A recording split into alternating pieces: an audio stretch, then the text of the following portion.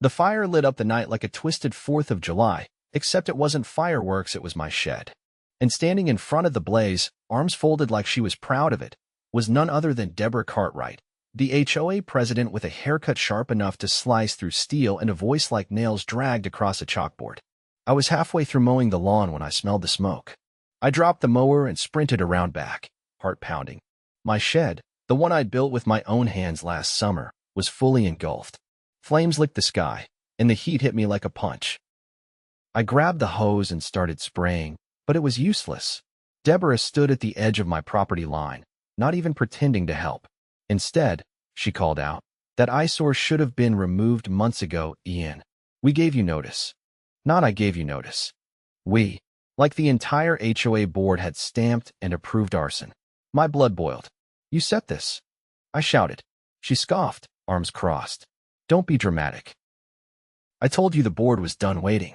I wanted to charge across the lawn and shake some decency into her, but I had bigger problems like the garden hose doing absolutely nothing against the inferno. The fire department showed up 10 minutes later. They had the flames out in another 15, but the shed was a total loss. Tools, camping gear, and the vintage motorcycle I'd been restoring for the last 2 years all gone. I gave my statement to the fire chief, but without solid proof, they couldn't do much. Deborah had denied lighting anything, of course, and no witnesses stepped forward. But she made one mistake. She didn't know about the security camera hidden in the birdhouse on the corner of my garage. And she didn't know my cousin Zion was a detective with the county sheriff's department, and she definitely didn't know he owed me a favor. The feud with Deborah had started 6 months ago, when she showed up on my porch unannounced with a clipboard and a fake smile. "Mr. Vincent," she said, drawing out the V like she was addressing a courtroom, "your lawn is 2 inches above the community height standard." "So?" I asked, blinking at her. "So," she replied, "per HOA Code Section 8-5, that constitutes a violation. You'll need to mow it today or face a fine." And that was just the beginning. Over the next month, I got violation letters for things like leaving my trash bin out 30 minutes too long, having my truck parked in the driveway instead of the garage, and get this, using non-regulation mulch in my flower beds. Deborah was relentless. It wasn't just me, either. She'd gone after my next-door neighbor, Elias, for having a basketball hoop that wasn't aesthetically aligned. And poor Mrs. Payne across the street got fined for having Halloween decorations up on November 2nd. But I was the one she seemed to hate most. Probably because I pushed back. When I refused to pay her stupid mulch fine, she sent me a formal letter threatening a lien. I responded by attending an HOA meeting and reading out loud from the actual bylaws, pointing out that there was literally no clause about mulch color. She didn't like that. After that, she started walking her yappy little dog past my house twice a day, staring at my shed like it personally offended her. And that shed? It was built exactly to code. I checked the regulations 3 times before I poured the concrete. But Deborah decided it was unsightly and not in harmony with the neighborhood's aesthetic values. Whatever that means. So when I saw her standing there during the fire, so smug, I knew she had finally snapped. But I wasn't about to let her get away with it. That night, after the fire trucks left, and I'd cleaned up what I could, I called Zion. "I need a favor," I said. "You still good with forensics?" He didn't even hesitate. "You got something?" "I've got a camera." Might have caught the queen of the HOA lighting up my property like a bonfire. Zion showed up the next morning with a laptop and a portable hard drive. We pulled the footage from the birdhouse cam. And there she was, Deborah Cartwright, stepping onto my property at dusk, looking around, and then striking a match. She dropped it into something behind the shed, probably an accelerant, and stepped back. 2 minutes later, fire. Zion leaned back in his chair, watching the screen. "Well, that's arson." "No kidding," I said. "You want me to take this to the department?" "I want her arrested." He nodded. "She will be." But Zion wasn't just going to hand it in. He wanted to do it right. Collect statements from neighbors.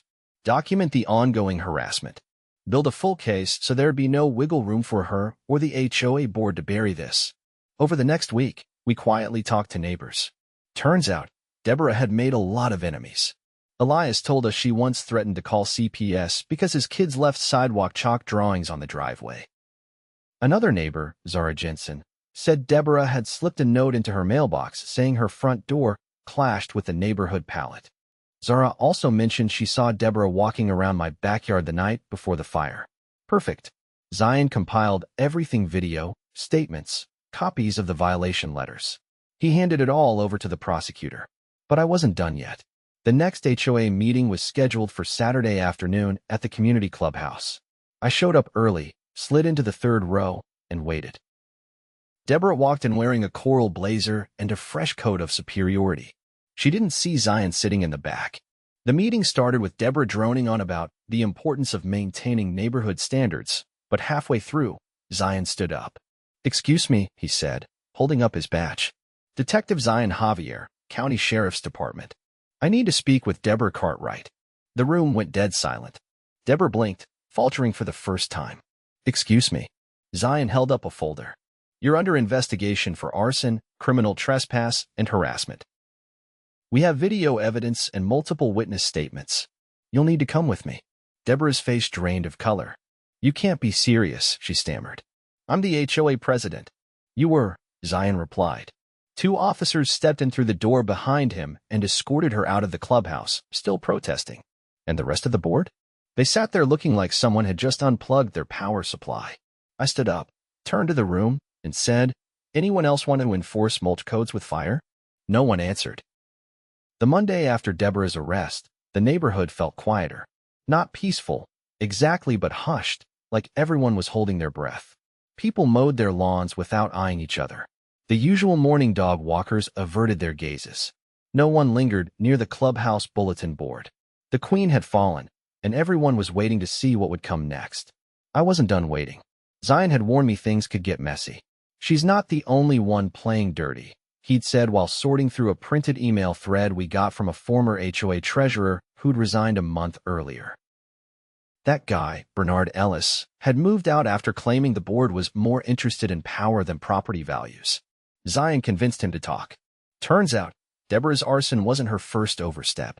Just the first time it was caught on camera. Bernard handed over a flash drive with scanned documents, meeting minutes that had never been shared with residents, altered budget reports, and emails between board members discussing ways to leverage fines into compliance. One email even floated the idea of delaying permit approvals to encourage turnover in the neighborhood. In plain English, they were trying to push out homeowners they didn't like. I took that to mean people like me, people who didn't roll over. With Deborah in lockup pending arraignment, the rest of the board tried to pretend like nothing had happened. They canceled the next scheduled HOA meeting and replaced it with a vague notice about internal restructuring. But that wasn't enough for the neighbors who had been steamrolled for years. Zara Jensen knocked on my door Tuesday evening. She held 2 clipboards and had that look in her eye, determined, a little tired, but ready for battle. "I'm starting a petition to dissolve the current HOA board," she said. "I've got over 30 signatures already." I stepped aside and let her in. "You're serious?" "Dead serious. My husband wanted to sell the house after Deborah threatened to report us for storing a kayak in our side yard. I'm not going anywhere just because some board tyrants got elected." I grabbed a pen and signed without hesitation. She stayed for coffee, and we started comparing notes. She'd spoken to Elias and the Pinnis, and they were on board too. More families than I realized had been quietly bullied. Some had paid fines they didn't owe just to be left alone. But it wasn't just about removing a few people from a board. If what Bernard gave us was accurate, we were dealing with something much worse than HOA overreach. Zion drove in from the county office the next morning. He parked down the street, not wanting to draw attention, and came in through the back gate. "She's refusing a plea," he said, setting his laptop on my kitchen table. "Her lawyer's already trying to spin it as a mental health issue." I leaned forward. "What about the emails? The budget reports?" I took them to the DA. "They're opening a fraud investigation into the HOA. If even half of what's in those files is legit, this goes way beyond Deborah." He pulled up a spreadsheet. "Here, look at this. See these entries labeled Landscape Maintenance Consulting? That's $2,000 a month for 6 months. Problem is, there's no registered vendor by that name in the county. So they were funneling money to someone. Looks like it. And it gets worse. They've been issuing fines, collecting checks, and depositing them into a secondary account not listed in the official budget." I felt my stomach turn. "How much?" "About $67,000 so far." It was like peeling back wallpaper and finding mold underneath. All the pettiness, all the arbitrary fines and threats. It wasn't just about control. It was about money. Zion closed the laptop. "We're going to need more than just Bernard's word. If we can get one of the active board members to talk, the DA can move forward with charges. I thought about the other board members. There was Glenn Bowers, who always looked like he was trying to disappear into his collared shirts. Judy Harmon, the treasurer, who never spoke unless prompted.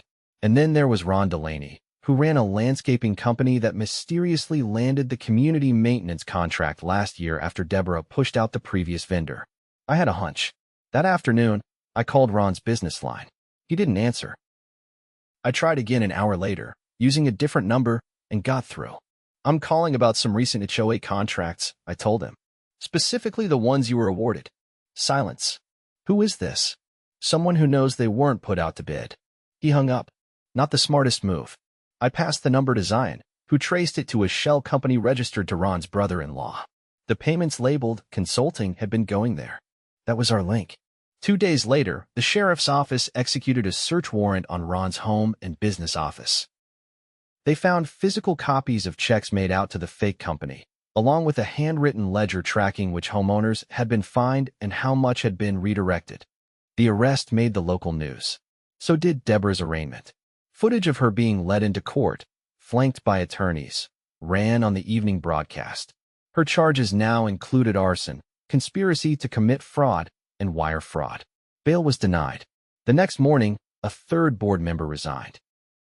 Judy Harmon left a note taped to the clubhouse door claiming she had no knowledge of financial misconduct and was stepping down effective immediately. It was written in blue Sharpie and barely legible. By the end of the week, the remaining board members were either in custody or had vanished. A temporary committee was formed by the city's Neighborhood Oversight Office after a group of us filed a formal complaint. Zara was appointed interim chair. I agreed to help audit the HOA's records. We found more than we expected.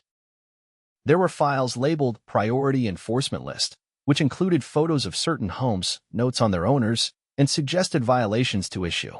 It was targeted harassment, documented in writing. The worst part? Some of the names had notes like low income, likely to settle, and single parent less time to fight. The city attorney called it systemic abuse of authority with a financial motive. A civil suit was opened, and restitution was added to the charges against the original board members. But justice wasn't just about the courtroom. The neighborhood changed after that. People who had kept their heads down started speaking up. Elias set up a community forum for residents to bring up actual concerns, things like sidewalk repairs and neighborhood watch. Mrs. Pena organized a block party, the first in years. We grilled burgers, played music, and kids ran around without parents constantly glancing over their shoulders for clipboard-wielding tyrants. When the HOA was officially dissolved 3 weeks later, nobody cried. I rebuilt the shed. This time, a few neighbors helped. Elias brought his power tools, Zara's husband brought extra lumber, and even Bernard showed up with a cooler of sodas and a stack of old blueprints. We laid the foundation together, not just for a new structure, but for a new kind of neighborhood. One where nobody got fined for chalk drawings, or mulch, or having the wrong kind of front door. And Deborah? She's awaiting trial, facing over a dozen charges.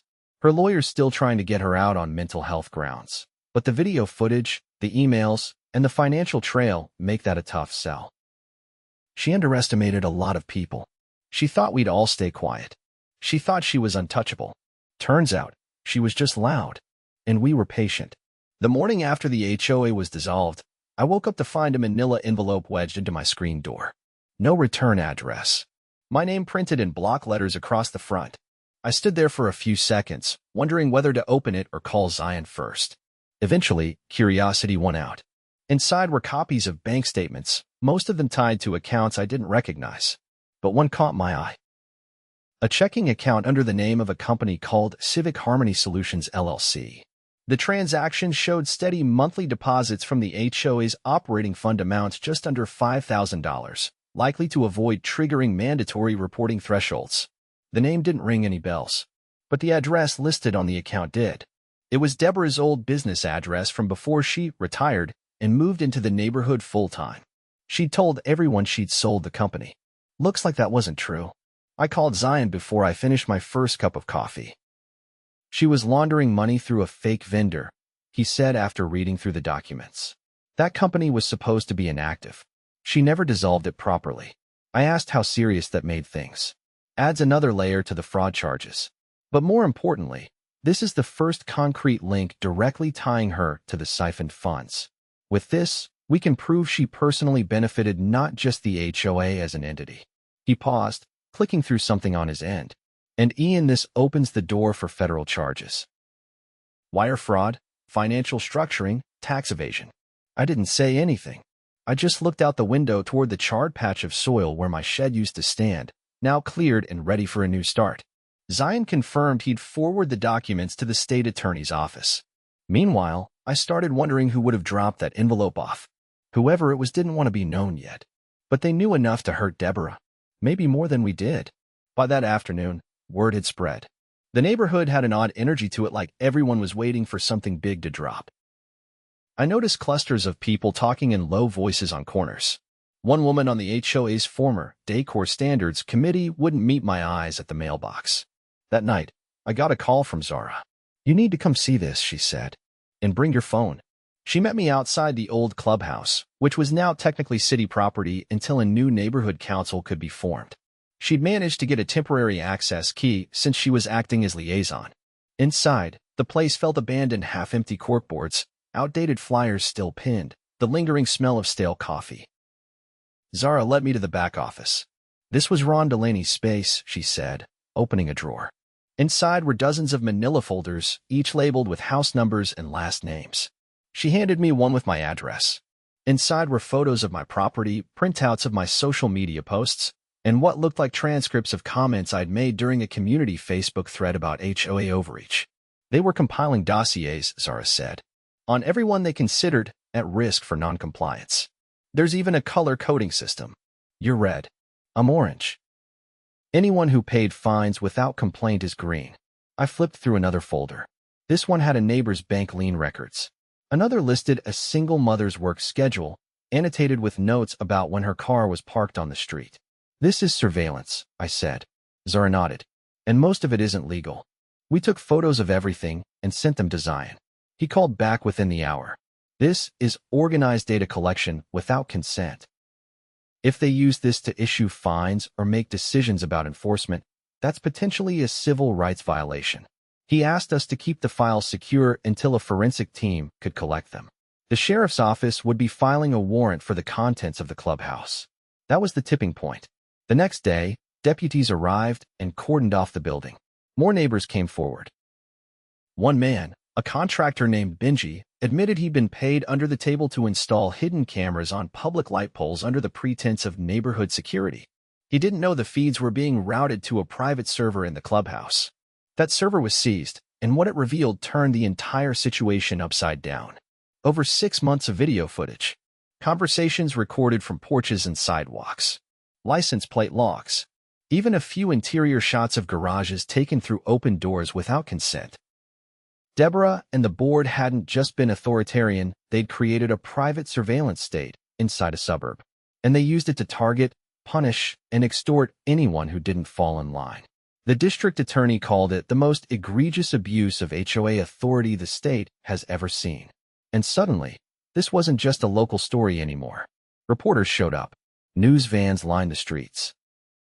A segment ran on national television featuring blurred-out footage of the clubhouse and a headline that read, "Neighborhood Tyranny: How a Power-Hungry HOA Turned Suburbia into a Surveillance Trap." I stopped answering the door after the third day of knocks. But the best part? Deborah's lawyer withdrew from the case. According to Zion, the mounting evidence made her too toxic to represent. She was assigned a public defender, who immediately requested a psychiatric evaluation. Didn't matter. The prosecution had what they needed. A grand jury was convened within 2 weeks. The charges now included conspiracy to violate civil rights, unlawful surveillance, mail fraud, financial structuring, embezzlement, and arson. The judge denied bail again, citing risk of witness intimidation. But even as the legal machinery turned, there was still unfinished business. One afternoon, I got a knock at my door. It was Bernard, the former treasurer. "I think I owe you a proper explanation," he said. We sat on the porch with a pitcher of iced tea. He looked tired. Not guilty, just worn down, like a man who'd been holding something for too long. "I tried to stop it," he said. "At first, I thought Deborah just wanted to clean up the neighborhood. But then she started talking about strategic density reduction. That meant pushing out people who didn't fit her vision. I asked why he didn't go to the police sooner. She had something on me, he said. Nothing criminal, just personal stuff I didn't want public. She was good at finding pressure points. When I asked what finally made him walk away, he told me about a neighbor who lost her home after being fined into bankruptcy. They knew she was struggling. They raised her dues, fined her for weeds, then dragged her into arbitration without a lawyer. The board voted to place a lien. She had to sell. That was the final straw for him. He handed me a flash drive. Everything I didn't give Zion before. Meeting audio. Private email threads. The real minutes. I took it without a word. That night, I listened through the files. One conversation stood out, Deborah telling the board that compliance begins with fear, and that a few high-profile examples would ensure community obedience. She mentioned my name directly. That was the moment I realized burning my shed wasn't a last resort. It was a warning, meant to scare others. It just didn't work. By the time the trial began, over a dozen former board members and contractors had been charged. Deborah faced the most counts and was being prosecuted under both state and federal law. The courtroom was packed each day, with members of the community sitting shoulder to shoulder, watching as their former tormentors were held to account. I testified on the third week. So did Elias, Zara, Bernard, and nearly 24 others. When the verdict came down, the courtroom was silent. Guilty. On all counts. Sentencing would come later, but the weight of the moment wasn't lost on anyone. Outside the courthouse, reporters shoved microphones toward me. I said nothing. But as I turned to leave, I caught sight of a new family moving into one of the homes that had sat empty since the scandal broke. A little girl ran across the lawn, dragging a kite behind her.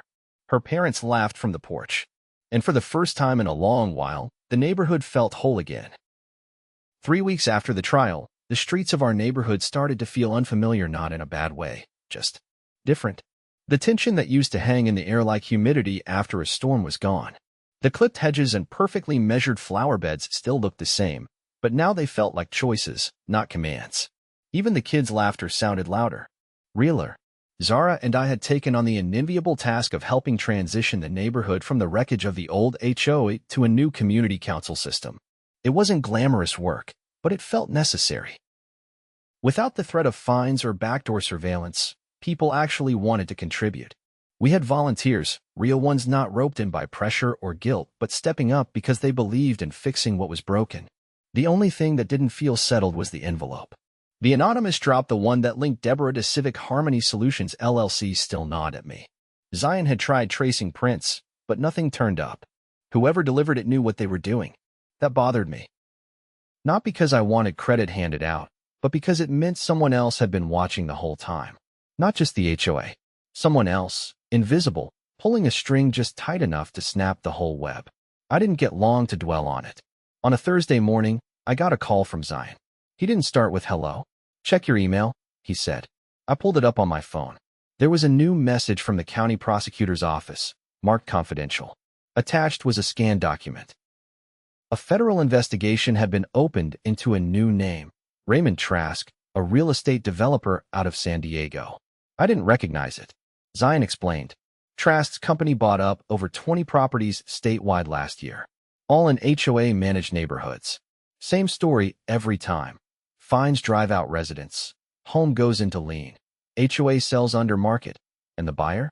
One of Trask's subsidiaries. Then they flip it 6 months later. I sat down on the porch step, stunned. So this whole system, it wasn't just greed. It was a pipeline. They were weaponizing HOA authority to generate inventory for resale. Deborah's HOA was just one cog in the machine.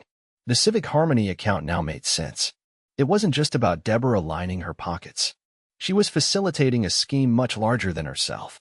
The fines, the liens, the surveillance, it had all been coordinated. I asked how far up it went. Far enough that the FBI's involved now.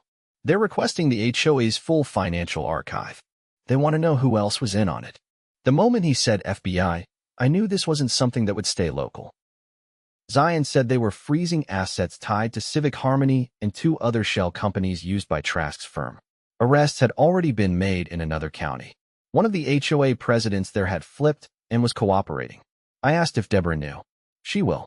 She's being transferred to federal custody. This is a RICO case now. That night, I sat on my porch with my dog curled up at my feet, watching the sun dip behind the houses. It was strange knowing this fight, which had started with a shed fire and a petty feud, was now part of something enormous. We weren't just victims of a tyrant with a clipboard. We'd been the test subjects in a blueprint for forced gentrification. I couldn't sleep. Around midnight, I drove to the edge of the neighborhood and parked across from a property that had been suspiciously empty for over a year. I'd always assumed the owner had moved out quietly, but now I wasn't so sure. I got out and walked the perimeter. The grass was trimmed, but the porch light was out. No signs of life. I circled around to the back and spotted a reinforced padlock on the gate. Not standard. It looked commercial grade. I took a picture and sent it to Zion. He called the next morning. "You're onto something. That property was transferred to an LLC 3 months ago. Guess who owns the LLC? Trask." The FBI added the house to their list. Within 48 hours, a team swept through it. They found hard drives, documents, and a ledger listing names of properties that had been seized via HOA lien and sold to shell companies. Ours was on the list. Zion met me for lunch that day at a diner just outside the county line neutral ground. "They're expanding the case," he said over a plate of fries. "This isn't just HOA abuse anymore. It's real estate fraud, racketeering, and conspiracy to violate civil housing rights." I asked him how far this could go. "Federal prison. Minimum of 20 years for the ringleaders. Maybe more." He told me something else too. Bernard, the former treasurer, had been approached by a man claiming to be an urban redevelopment consultant a year before all this started. That man had quietly encouraged Bernard to push for stronger enforcement rules. When Bernard resisted, Deborah took over. It was all part of the setup. But the final thread unraveled in the most unexpected way. A woman named Valerie Cormack walked into the federal building 3 days later and asked to speak with an agent. She was a former HOA manager from a different state, and she had records, emails, contracts, and voice recordings. She'd been hired by Trask's company to consult on HOA structural reform. When she realized what they were doing, she kept the evidence. She turned everything over. That was the nail in the coffin. With Valerie's documents, the FBI connected at least 8 HOAs across 3 states to Trask's operation. Deborah was reclassified as a primary enabler of systemic fraud. She was offered a deal if she named others, but she refused either out of pride or fear. No one knew. She was sentenced to 26 years without parole. Trask was arrested at a private airfield trying to board a plane to British Columbia. The neighborhood didn't throw a party or hold a parade. Honestly, no one felt like celebrating. Vindication doesn't always feel like victory. But people walked taller. Gates weren't locked. Lawns looked a little wilder, and no one cared. I got a letter in the mail a month later. No return address. But inside was one sentence, handwritten on plain stationery. "You were never supposed to fight back." I didn't show it to Zion. I didn't need to. Whoever sent it, they'd miscalculated. We weren't afraid anymore. 2 months later, the neighborhood held its first open council election. No titles, no president, no enforcement committees. Just 7 volunteers tasked with managing communal concerns. Zara was elected chair. She declined the title, though. "Let's just call it neighbor duty," she said. I declined to run. I figured I'd done my part. I rebuilt the shed again. This time with motion lights. Not because I was afraid, but because I wanted the next person who thought they could light a match on my land to know they'd be seen. Zion came by one Saturday to help install the wiring. He handed me a cold soda and leaned against the frame. "You know," he said, "this might be the first time law enforcement got to be the good guys in a neighborhood story." I laughed. "You were always the good guy. Just took the rest of us a while to catch up." He raised his soda in a silent toast, and we stood there a while, watching the sun reflect off the new shingles. Behind us, kids rode bikes down the middle of the street, unbothered. Lawn chairs lined driveways. Sidewalk art bloomed in chalk colors. And somewhere out there, someone who thought they could buy our silence was realizing they'd never understood what kind of people they were trying to push out. We weren't just homeowners. We were a community. And now, finally, we were free.